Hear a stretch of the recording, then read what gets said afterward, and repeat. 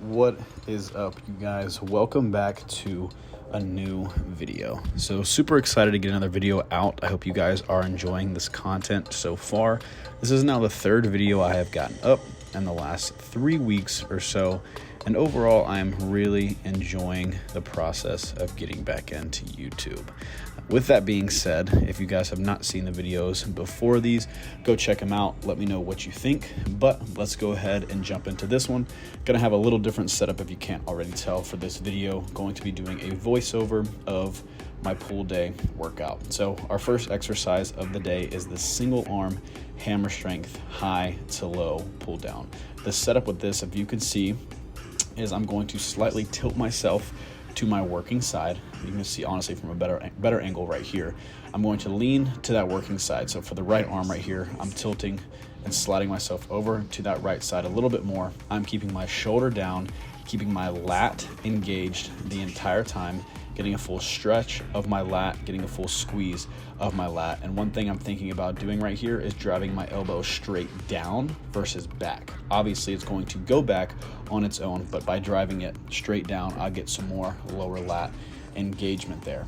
Now moving on, we have our chest supported row, one of my staples as well every single week. Similar concept here. I'm going to shift my weight over to the side that I'm working. So right here, I'm working that right arm again. I'm going to shift to that right side. I'm going to bring my shoulder down, keeping my shoulder as far away from my ear as possible. And I have my hand set up to where when I pull, I can keep my elbow super low, driving that elbow towards my hip to again get some more lower lat engagement. Now this one's going to focus more on the thickness, whereas the movement before is going to be focusing more on the width of my back. But as you see, we're coming to failure. I have my partner right here, Michael, coming in, giving me a couple reps, past failure, getting that full squeeze at the top, boom, coming back down, finishing up that set, super strong. Obviously, very tired from that set.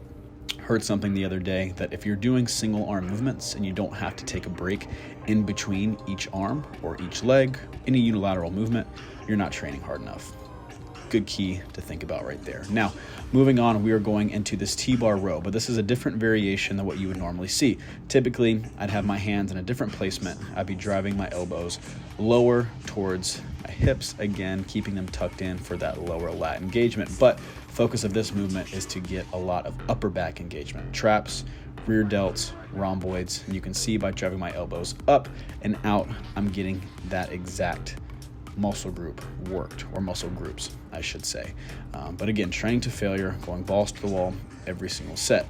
Now you'll see coming up, I actually ran into my dad today, trained earlier today than normal, and ran into Pops. This is him. He was actually doing the movement before I was. I just recently implemented this into my workout split. He saw the video, asked me about it, asked what it worked on, and I saw him implementing this into his routine today, which was pretty cool. This was one of his top sets. So you could see, I believe he had 4 or 5 plates on there with a 10, and I showed him what an intensifier is, being a drop set right here. So we took a plate or 2 off, and we're now getting some more reps. Overall breaking down that back drastically. He loved it. He was toasted afterwards, bent over, and overall just pushing himself to a level he had not pushed himself to before on that movement. Now, here's another view of myself doing this. Honestly, I just like this view because it made my back look thick as hell and the waist looks small. And look at those calves coming in. Okay, I know they're not massive, but we're working on them. Okay, we're working on them. But overall, this movement is a great movement if you're really trying to build some thickness of that upper back. Definitely recommend tossing it into the routine.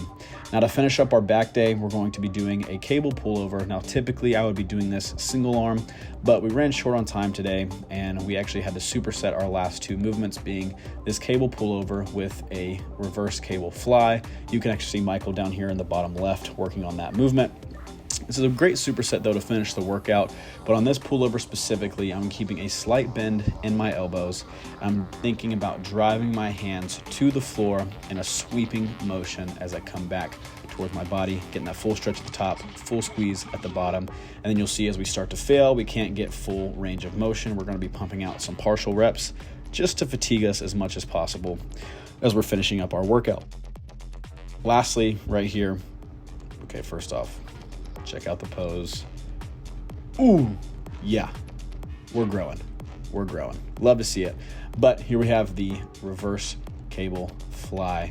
With this movement, some key pointers to think about. Number one, keep your hands in that pronated position.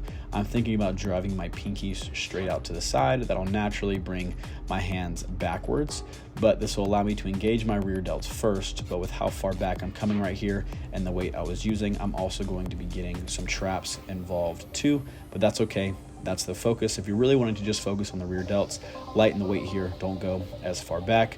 And again, we are finishing up with some partial reps. Hope you guys enjoyed this video. Very simple, short and sweet, to the point, but comment down below some content you guys want to see. Hope you have a great rest of your day.